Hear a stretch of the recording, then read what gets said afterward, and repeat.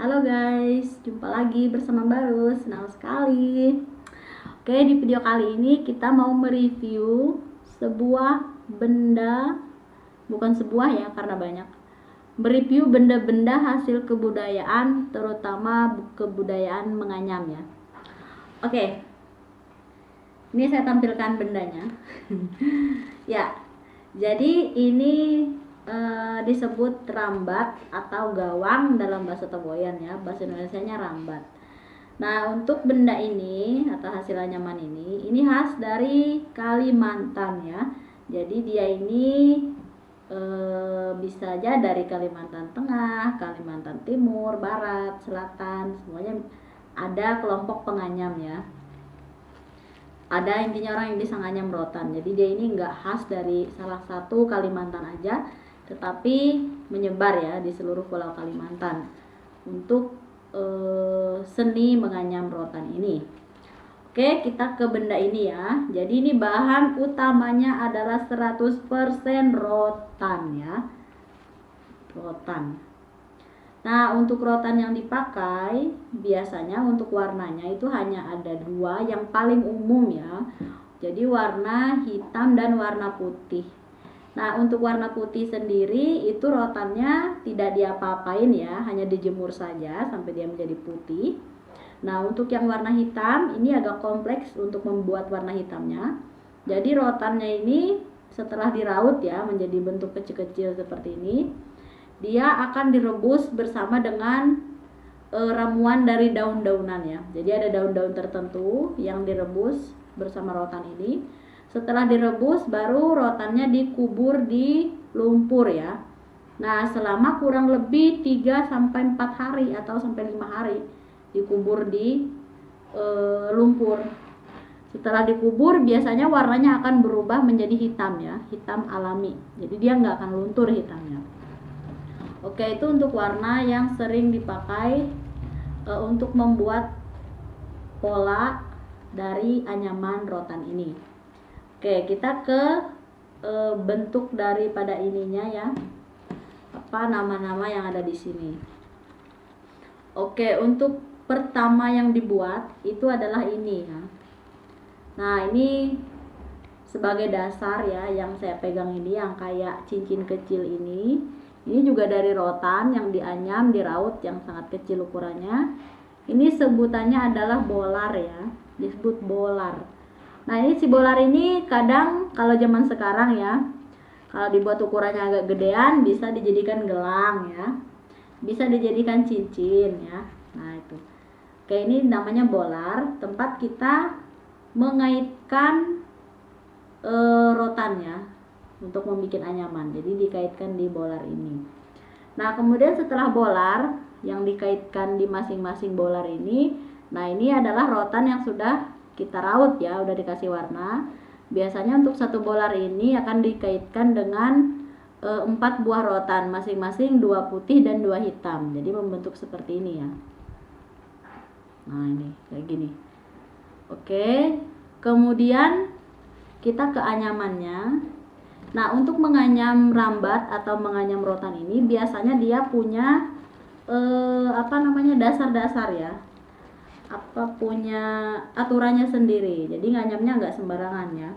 Yang pertama, setelah kita kaitkan di bolarnya, anyaman pertama ini, nah yang garis panjang ini disebut alan tengkereng. Bahasa Teboyannya seperti itu ya, alan tengkereng. Nah, alan tengkereng ini maksudnya jalan lurus. Jalan yang berdiri ya, tengkereng itu berdiri, jalan berdiri. Nah, setelah alan tengkereng ini dia dibatasi oleh alan oyus. Nah, ini alan oyus namanya, jalan yang lurus saja gitu kalau di Indonesia kan ya, alan oyus. Nah, yang ini yang garis hitam ini. Nah, kemudian setelah garis hitam ini biasanya dikasih pola lagi, tetapi pola yang di sini ini biasanya nggak pendek ya. Ini disebut diring. Nah, diring ini biasanya ada 2 sih, biasanya di sini sama di bawah, tapi kebetulan ini karena mungkin kependekan rotannya ini nggak nyampe, jadi langsung alan tengkereng lagi di bawah.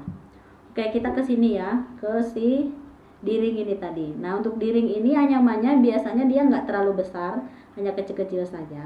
Kalau udah selesai diring, baru di kasih Allan Oyus kembali, dibatasi lagi Allan Oyus. Nah, setelah yang Allan Oyus yang kedua ini, barulah kita menganyam pola domainnya atau pola yang paling banyak memakan tempat di sini ya, pola domain. Nah, untuk pola domain ini dia biasanya agak besar ya ukurannya. Nah, kayak gini. Jadi dare itu dalam bahasa Toboyan artinya itu dalam bahasa Indonesia itu pola ya, pola atau dare. Nah, untuk pola dare ini bebas. Biasanya dia punya nama sendiri-sendiri ya. Tapi kalau saya sendiri itu nggak hafal namanya. Sebagian saja yang saya hafal. Tetapi saya itu udah bisa untuk mengikuti ya. Kalau misalnya ada contohnya diikuti itu bisa. Jadi saya bisa menganyam itu mulai dari SD ya. Saya belajar dari ibu saya. Nah, kemudian setelah pola domain atau pola yang banyak mengambil tempat ini, kemudian dikasih Allan Oyus lagi di sini pembatasnya. Jadi Allan Oyus ini kayak pembatas pola ya. Nah, setelah Allan Oyus ini biasanya dikasih diring lagi di bawah yang sama seperti ini polanya, tetapi di sini nggak ada ya. Ini langsung lagi Allan Tengkereng. Jadi diawali Allan Tengkereng, diakhiri Allan Tengkereng lagi. Nah, setelah Allan Tengkereng ini barulah kita menganyam untuk pola dasar ya, pola pantatnya ini ya, disebut pola dasarnya, tempat dia duduk kayak gitu. Nah, untuk di bagian bawah ini itu membutuhkan ada 2 benda tambahan ya, dari rotan juga bahannya. Yang pertama namanya belingkang. Nah, belingkang ini nih untuk tulangnya ini dia nggak kelihatan dari luar tapi bagian dalam itu terlihat. Jadi untuk masang belingkang ini biasanya si rambat ini akan dibalik dulu, dipasang ya. Setelah terpasang belingkangnya baru dibalik lagi ke pola yang luar ini, dibalik ya, memang dibalik biasanya. Nah, nanti kalau saya ada kesempatan untuk membuat video gimana prosesnya nanti akan saya tampilkan ya. Oke, jadi belingkangnya di bagian dalam, ini mungkin nggak terlihat ya. Itu rotan yang dibuat membentuk kayak bulat gitu, kayak apa namanya, kayak ring gitu ya, dibuat bulat gitu. Nah, untuk ukuran bulatannya itu menyesuaikan ukuran rambat yang dibikin. Jadi jangan terlalu besar, jangan juga terlalu kecil, harus agak sedang, harus agak mirip dengan ini diameternya. Oke, kemudian benda kedua yang diperlukan yaitu 1 buah rotan yang sudah diraut tetapi dia agak keras ya teksturnya. Nah, ini fungsinya sebagai pengerut bagian pantat ini biar dia mengerut kayak gini ya. Kalau tanpa si rotan yang kubilang ini atau sebutannya uyat ya, dalam bahasa Toboyannya disebut uyat, maka pantat dari rambat ini akan besar lubangnya di sini sehingga terlihat tidak bagus ya. Nah, jadi harus dikeriputkan. Kalau bahasa Toboyannya keripong, dibuat keripong ya. Seperti itu. Nah, kayak gini. Sorry ya kalau misalnya di video ini saya sering menyebut pantat ya. Ya, walaupun terkesan vulgar. Karena ini memang seperti itu dibilangnya pantat ya. Nah, bagian pantatnya. Oke, kemudian dianyam sedemikian rupa. Nah, jadi anyaman yang bagian pantat ini adalah bagian rotan dari ujung-ujung ini tadi yang masih nyisa. Jadi setelah Allan Tengkereng yang terakhir ini, itu rotannya itu nggak habis ujungnya, masih ada nyisa sekitar seginilah panjangnya mungkin ya atau lebih. Nah, itulah yang dianyam kembali untuk membentuk pola pantatnya ini ya. Oke, seperti itu dia. Dan ujung-ujungnya nanti akan disisip-sisipkan kembali nih ke bagian atas. Nih dia ujungnya nih, baru dipotong kalau udah selesai. Jadi bagian pantatnya kokoh ya, nggak mudah untuk terbongkar gitu. Seperti itu. Ini bagian pantat ya. Nah, untuk bagian atas selain bolar ya, di sini ada 2 benda pendukung untuk membuat tali pengikatnya. Yang pertama ini rotan yang ini nih. Ini laung bansi ya. Ini kita taruh di dalam bolar ya, melingkar seperti ini. Ini namanya laung bansi. Ini bertujuan untuk tempat mengikat talinya nanti ya. Nah, tali ini disebut dengan keliwe dalam bahasa Towoyanya keliwe, ini keliwe ya. Ini dari rotan juga, dianyam sedemikian rupa seperti ini, dilipat, dianyam. Nah ujung-ujungnya tuh kayak gini nih, nah tuh kayak gini, kayak gini ada lubang ya. Nah inilah yang dikaitkan dengan si laung bansi ini, sehingga dia membentuk tali untuk membawa si rambat atau gawang ini tadi. Oke, untuk keliwe ini itu ada dua jenis ya fungsinya ya, ada dua jenis fungsinya. Yang pertama, kalau seperti ini hanya satu yang dipakai, itu fungsinya gawang ini menjadi gawang someng atau gawang selempang ya, gawang selempang fungsinya, gawang someng, dalam bahasa Towoyanya gawang someng atau rambat yang diselempangkan ya.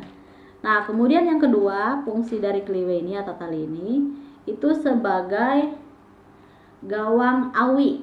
Nah gawang awi itu maksudnya, awi itu kayak seperti ransel, jadi ditaruh di punggung.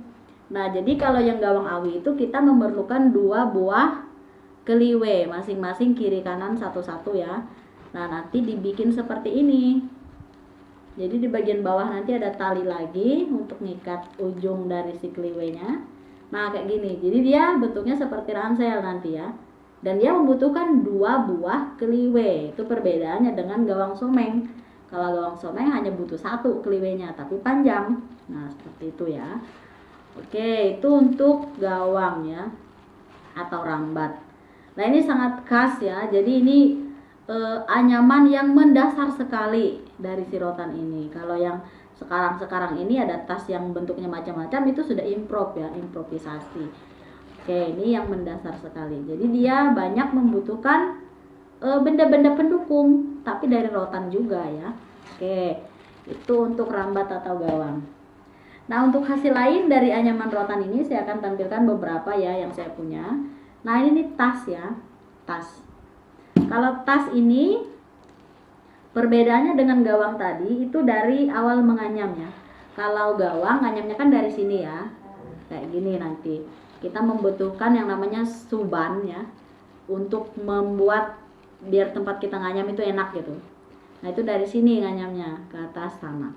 Nah tetapi untuk tas ya, itu dari pantatnya duluan dia nyam, dibikin ini ujung-ujungnya ini sudut ya.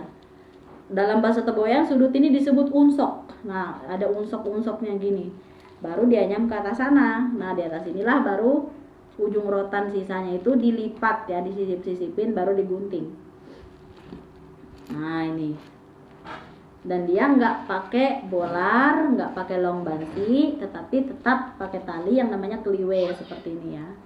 Oke, kayak gitu untuk tas. Nah ini perhatikan untuk pola tas ini yang standar ya polanya. Jadi maksudnya ada diring ya, ini yang disebut diring. Jadi diring itu ada dua, atas dan bawah, polanya sama ya, kayak gitu. Kalau ini tadi kan tanpa diring yang bawah, karena ini mungkin dulu pas bikinnya rotannya kependekan, jadi nggak muat gitu kalau dibuat. Oke seperti itu, karena ujung rotan ini harus nyisa ya untuk membuat pola pantatnya. Kalau nggak nyisa ya nggak bisa bikin pola pantatnya. Oke, itu ini gawang atau rambat, ini tas ya.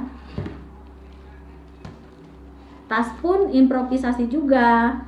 Selain yang selempang gini ada juga tas ransel ya, tapi saya nggak punya. Nah kemudian ini dia produk lainnya dari rotan juga. Ini namanya handbag ya. Oke, jadi si rotan ini bisa dikombinasikan dengan bahan-bahan modern seperti ini, dijahit dengan resleting ya. Untuk tutupnya bikin resleting seperti ini, bisa dibikin puring juga, jadi dia tampilannya lebih cantik ya. Tapi ini kayaknya nggak terlalu bagus deh jahitannya. Standar sekali. Nah untuk nama polanya aku tahu nih, kalau yang ini nama polanya. Ini namanya bungen ensem ya. Bungen ensem itu maksudnya bunga asam. Ini nama polanya bunga asam. Ini sama juga nih, bunga asam. Kalau yang garis panjang ini namanya alan oyus. Kalau yang berdiri kayak gini tadi, nah yang berdiri kayak gini namanya alan tengkereng. Sebenarnya polanya hampir mirip ya, cuman bedanya arahnya saja, beda arah. Oke, itu untuk produk-produknya. Produk-produk lain yang saya nggak punya tapi ada di kampung sana itu kayak topi ya, topi yang melingkar gitu. Ada juga topi yang biasa yang cuman punya apa di depan sini aja ya, tanpa ada yang melingkar, nggak kayak topi koboi gitu. Itu ada juga di kampung tapi. Oke, sekarang saya mau tampilkan produk rotan yang membutuhkan rotan yang banyak dan lama pembuatannya itu lama kali. Oke, namanya tikar ya. Aku akan tunjukkan. Nah, ini dia guys, karena saya punya dibawa dari kampung. Ini namanya tikar dari rotan ya. Kalau kita lihat polanya itu harus memperhatikan apa namanya? Memperhatikan peraturan penganyaman ya. Jadi harus punya diring. Nih diringnya nih. Punya pinggir-pinggir ya. Pinggir-pinggirnya seperti ini. Terus ada tengahnya, ini domain ya, namanya anyaman yang paling domain, yang dialah yang menguasai di sini polanya gitu. Ini diring, di sana juga diring ya, ujung sini diring. Kalau ini namanya alan bulau, apa namanya? Aku lupa ya nama anyaman yang ini. Sembulau, lain. Pokoknya ada bulau-bulaunya, tapi aku lupa nama awalnya. Lain. Nah, ini sama ya dengan yang di ujung tadi, yang kiri kanannya, diring kiri kanannya nih sama nih.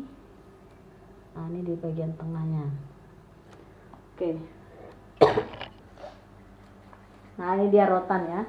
Jadi untuk harga rotan ini biasanya sih pembuat ini melihat dari ukuran ya, semakin besar ya semakin mahal. Nah, kalau yang kayak gini nih kisarannya 800 sampai 1 juta ya. Karena ini memang butuh banyak sekali rotan dan menganyamnya juga lama. Oke, jadi walaupun terlihat kesannya cuman gitu aja tuh tikar rotannya, tetapi proses membuatnya itu rumit dan sulit ya. Itulah yang perlu kita hargai. Karena ini barang seni. Oke, ini dia. Jadi ini sangat nyaman sekali ya untuk tidur-tiduran, untuk duduk. Kayak namanya tikar rotan ya. Ini pola tengahnya ini aku nggak tahu namanya, seperti pola-pola roda gitu ya.